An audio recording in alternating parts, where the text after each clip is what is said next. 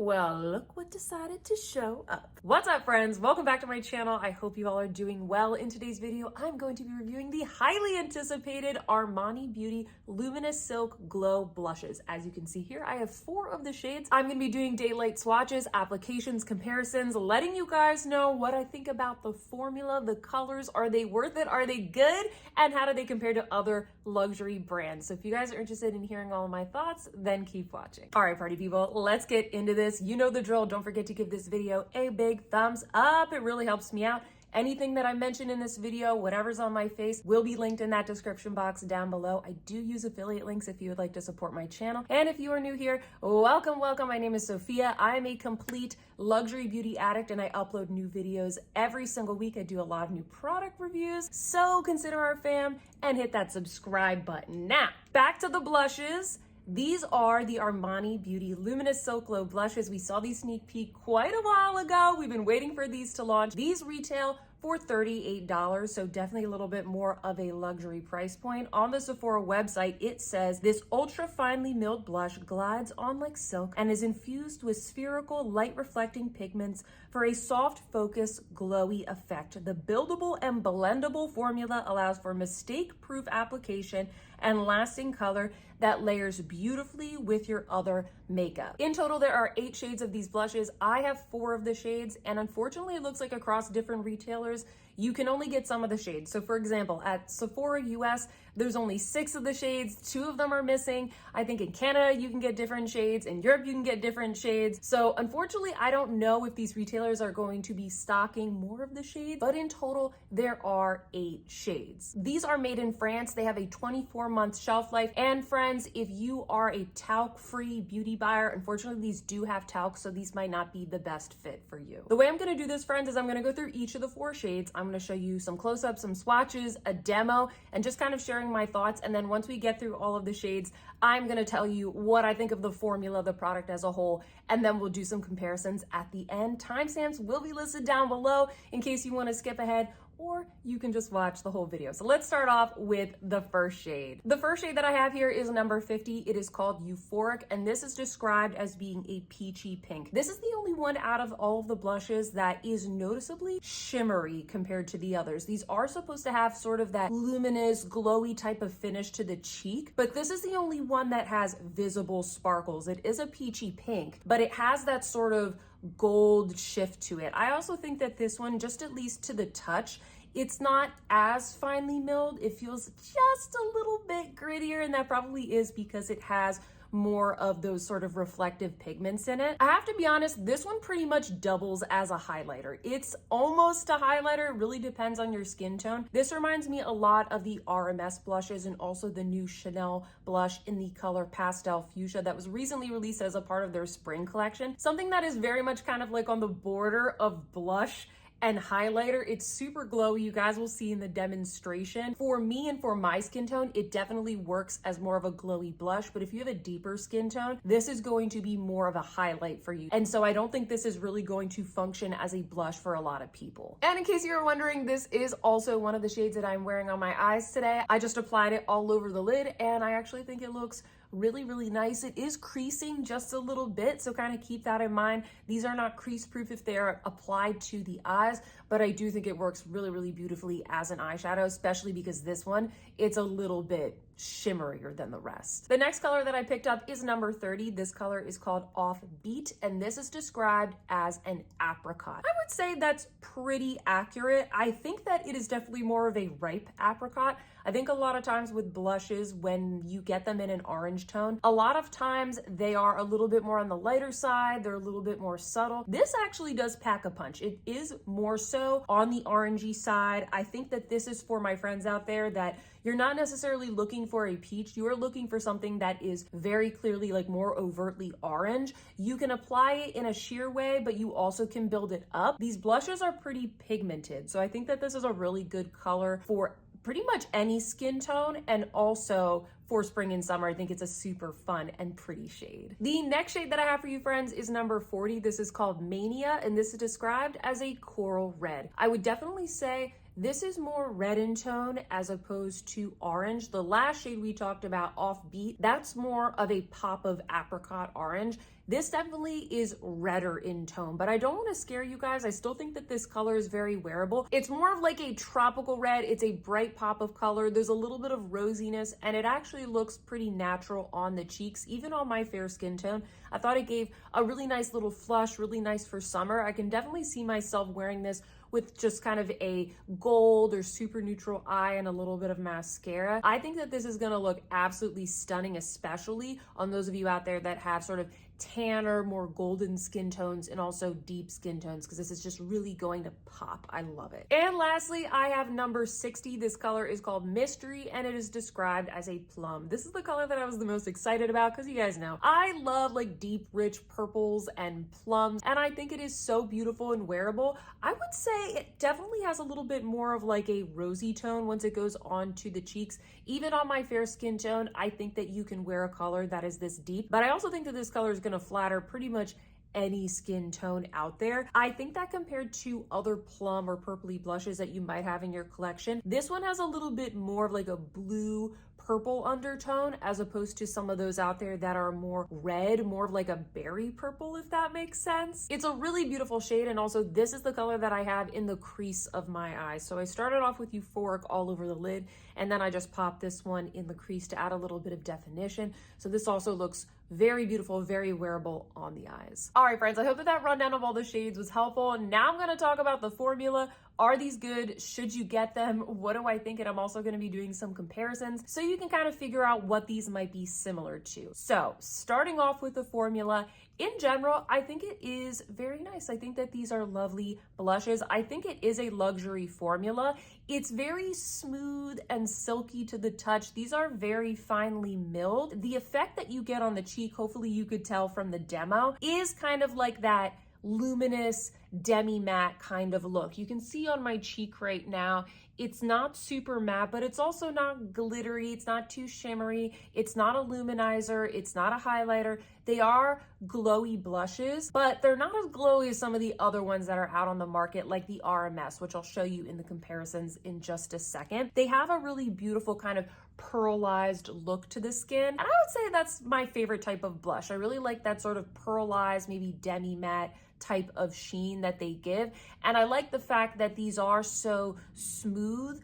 I don't think that they're going to emphasize any texture that you might have on your skin. Now, I do want to call out two things though with this formula. First off, they're pretty pigmented. They don't swatch very well because it's so finely milled. They have like a very airy texture, but I don't know if it's because these are particularly bright shades. A lot of the ones that they had at Sephora were pretty much bright shades. I don't know if it's because of that and because I'm very fair, but they pack a punch. Like, they can be fairly pigmented. Even here, I really tried to use a light hand, but it still looks like a pretty strong blush. When I was just dipping my brush into these blushes, I was also tapping it off on my hand in between applications, because it really does pick up a lot and it builds up on the cheek very quickly. The other call out, friends, is that because these are so finely milled, because they are so silky, I do feel like it takes me a little bit longer to kind of buff them into the skin. Like, sometimes I apply it and I feel like it patches up a little bit and I have to work a little bit harder to really buff it in. Maybe using a denser brush would definitely help, but once again, I'm trying to be light-handed because these are pretty bright and they're pretty pigmented. It takes me a second to really work it into the skin because all of that very finely milled pigment just kind of like sticks to that place where I first went in. And it just takes me a moment to blend in. I think it is slightly less effortless than some of the other blushes that I have in my collection. I don't think it's terrible, but I just want to call it out, especially, you know, for some of you who you don't feel like having to switch up your brush, or you don't feel like being super light-handed. You really just want to whack it on and go. I felt like during the demos, during the application, there were some times where I was just kind of like, really buffing to just kind of get it in an even layer. And even here, I feel like I put on a little bit too much blush and I kind of want it to be blended a bit more here. So if I look like I have way too much on, guys, cut me a break here. I've been putting on blush all afternoon. Last couple things, I think that the shade range is really nice. I think all of the colors are really beautiful. I would have liked more nudes to be available at Sephora. I know that there are 2 more colors in the line that were not available to me that are more of like beautiful soft nudes, and I really want to try those out. But in general, I think that the color range is really nice, and I do feel like these are going to be good for a lot of different skin tones because you really can build them up. And just like you saw, several of the shades that I have chosen here, they are pretty much on the bright side. The only one that isn't very bright that I would probably recommend more so for lighter skin tones is the Euphoric shade. This seems to be the most popular one. I think a lot of people are drawn to it because it's more pinky, it's sparkly, you know, it's lighter, it's less poppy than the other ones that are in the collection. But I do want to call out that just because this is a lighter tone doesn't make it more wearable. I don't think that this shade is for everyone. It is, like I said earlier, borderline highlight shade. It's going to be harder to pull off as a blush if you have sort of like a medium to deep skin tone. I think if you're pale like me, this will show up as a pink shade on your cheek. Otherwise, it needs to be treated more so, I think, as a highlighter. Again, I haven't seen this applied on many skin tones, but that is my hypothesis, and I want to call that out because this does seem to be the most popular shade. In fact, I was looking at Sephora right before filming this video, and that shade is actually already sold out, at least at the moment. Okay, let's talk about some comparisons, starting off with the price point. These are $38. I do think that they are pretty appropriately positioned for the market. I took some notes here, friends. The RMS blushes, they're $35. The Suqqu Pure Color blushes, they're about like $35 to $40 depending on the retailer. The Pat McGrath blushes are about $39 and the Gucci blushes are $49. And the blushes that I think are closest to the Armani formula are definitely the Gucci blushes and the Pat McGrath blushes, especially the ones from Pat McGrath that kind of come in that more pearlized finish. I think that the formula is very similar. Let me show you guys a swatch breakdown here. I tried to pick similar colors so that you can kind of tell the differences a little bit more. At the top there, we have the Armani blush. Then below it, we have a swatch of a Gucci blush. Notice how very similar formula. It's like kind of a demi matte. It's not so pigmented, very finely milled. Then the third swatch there, that is a Pat McGrath blush, very, very similar. And then below that, we have one of the Suqqu Pure Color blushes. These are gonna be glowier. They have a little bit more of like a pearl finish to them. And then the last one in the list, that is the RMS blush. And that is the glowiest one of all. I wouldn't say they're borderline highlighters, but I guess for some people they would be highlighters. Those are going to be the glowiest formula out of the bunch. So yeah, friends, these are basically the same as the Pat McGrath ones. If you have a lot from Pat McGrath, I don't really think you need to pick these up. I think the formula is just as good and the price difference is $1. With the Gucci blushes, you're really paying for this beautiful packaging. I love the packaging of the Gucci blushes. I think it's so pretty. I love the gold. I love the stars. So the extra $11 is for the packaging. I think they're worth it. I think it's worth it to me for the packaging. But at the end of the day, I don't really think that this formula is necessarily something new. In fact, I kind of think that the Gucci and the Pat McGrath blushes are a little bit easier to blend. The Pat McGrath blushes are also very pigmented, but I find that the application is just a little bit easier. But I still like these blushes. I still think that they have a really beautiful finish to the skin. Let's do a couple of quick color comparisons, starting off with the Euphoric shade. We'll just go in the same order. I do want to show you how this compares up against the Chanel Spring 2023 blush in pastel fuchsia. You guys will see here, they're kind of like, they have the same vibe. They have the same look to the skin, but the one from Armani Beauty, it's more like peachy gold, whereas the one from Chanel, it's more of like that fun Barbie pink.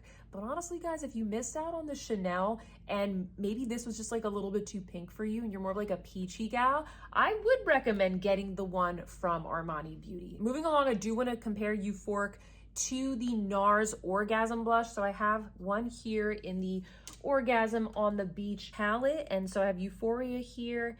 And then this is the NARS. See how they're very, very similar? So guys, this really isn't that unique of a shade. If you have this shade from NARS, I don't necessarily, I don't think you're missing out if you don't get the one from Armani. I also have right here the Dior Luminizer in Coral Glow. I thought it would be nice to see how this one matches up. So that one's gonna be more of a highlighter. It's definitely lighter. It's a little bit more gold. I also have here the RMS French Rosé. I have a feeling that this one is gonna be a lot more pink. Yeah, so that one is more pink, not really the same. I have Nymphette from Pat McGrath. This I still think this is a little bit more rose, and the one from Armani Beauty, it is more shimmery and more peachy. I also brought out Nude Venus from Pat McGrath. I think this one, yeah, this one's definitely more of like that pillow talk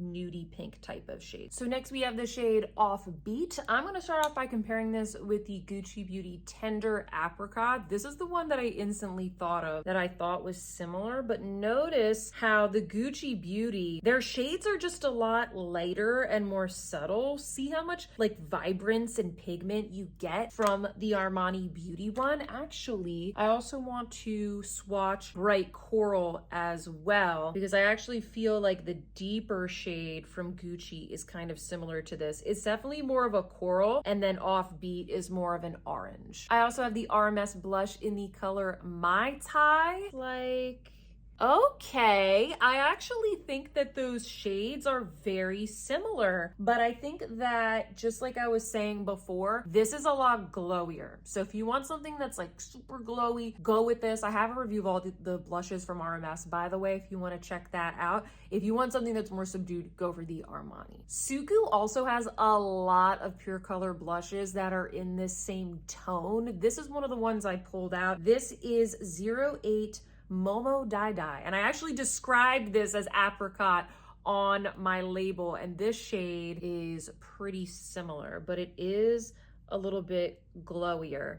Yeah, so it's a little bit lighter and it's a little bit glowier, because especially this side of all the Suqqu blushes, it's kind of supposed to double as a highlight, so it's a little bit more shimmery. Now we're going to compare Mania, and I first want to start off with Gucci Beauty Bright Coral. Still gonna be, yeah, like the Gucci Beauty are very subtle. So if you are fair and you want something a little bit more natural, the Gucci might be better. If not, go for Armani or Pat McGrath. I also have here Pomegranate Fizz from RMS. This might be a little more on like the redder side.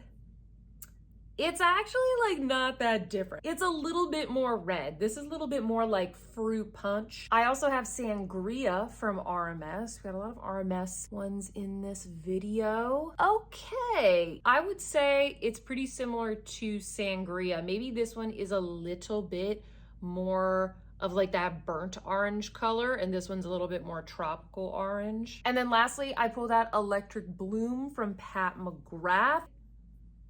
I don't know, friends, they look very similar in the pan. I was thinking that Electric Bloom was gonna be so much more, like maybe a tad more neon, and I think maybe it is, but just a little bit. So comment down below and let me know. I was thinking that this was gonna be way more coral and this one was gonna be more pink. And lastly, we're gonna compare Mystery, starting off with the RMS blush in the shade Hanky Panky. Now this one has a really cool shift to it. I don't know if you guys can see that in the light. See how it has sort of like that purpley type of shift to it? You really don't get that. Whoops, you really don't get that from the one from Armani Beauty. So this one's a little bit more interesting, but I know that some of you guys, you really weren't looking for that shift. It was just like a little bit too much for you. Next, I have Gucci Beauty in the shade Warm Berry. You guys know I love this shade. Oh, that's pretty similar as well. No wonder I like this one. I do think this one, it's a little more rosy in tone, whereas this one, it's a little bit more like brown. This is what they look like in the pan, by the way. See what I'm saying? See how this one looks more like purpley and rosy, and this one looks more neutral. I also have this beautiful shade from Hourglass. This shade is called At Night. Yep.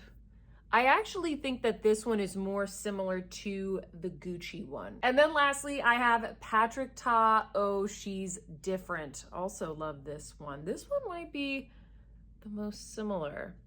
All right, I think that these are the most similar, but I think that this one from Patrick Ta, like look how pigmented that is. I think that this one is just more pigmented out of the gate, you can build it up a lot, but you know what? That's pretty nice. It's pretty similar. See how this one, it swatches, it's just like a little bit more airy. The formula is different. Woo! All right, friends, that's all I got for you. Hopefully all the swatches, the demos, the comparisons were helpful. Try to make this detailed because it's kind of hard to know whenever there's new blushes and things like this out on the market, if it's worth it and if it's any different from what we already have. But now it is your turn. I would love to hear from you guys. Sound off in those comments down below. I know a lot of you guys purchased these.